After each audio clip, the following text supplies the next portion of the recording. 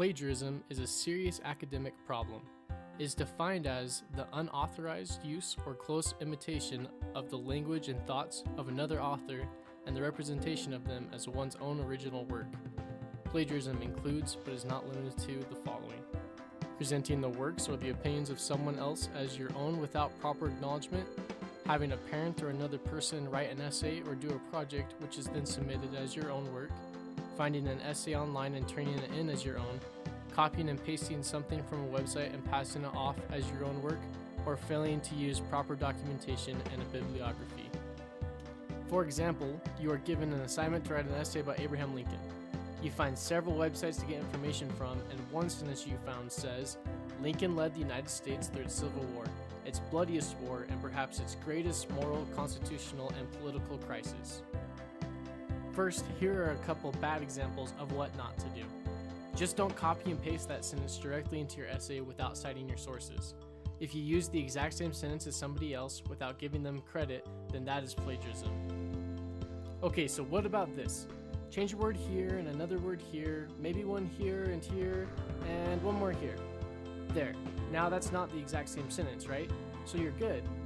No, that's still plagiarism. It's not exactly the same sentence, but it is still essentially in the same words as the original author.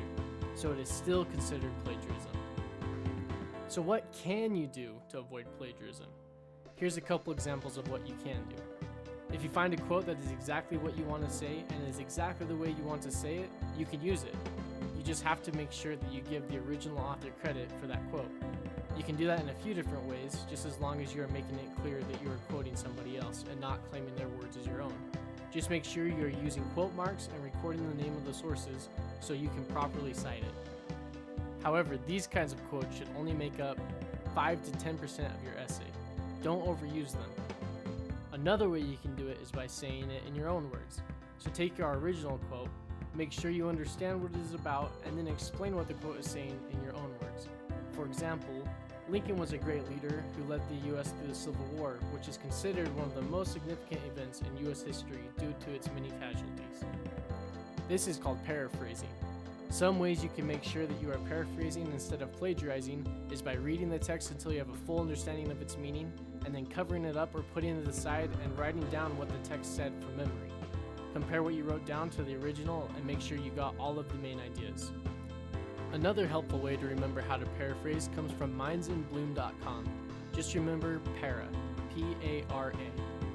P, put the text in your own words. A, avoid copying the text. R, rearrange similar text. And A, ask yourself if you included all the important points.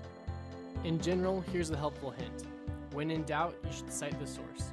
Things like general information or facts don't need to be cited. Examples of this are historical dates, urban legends, common sense, or your own experiences, but it's better to be extra careful than too careless. Now, if you are caught plagiarizing, there are some consequences that you need to be aware of. Your first offense, you'll get a warning and the option to redo the assignment or the assessment. Your second offense, you'll get the opportunity to redo the work, but you will earn no more than 50% regardless of the score. By your third offense, you will receive a 0 on the assignment with no opportunity to make up the work.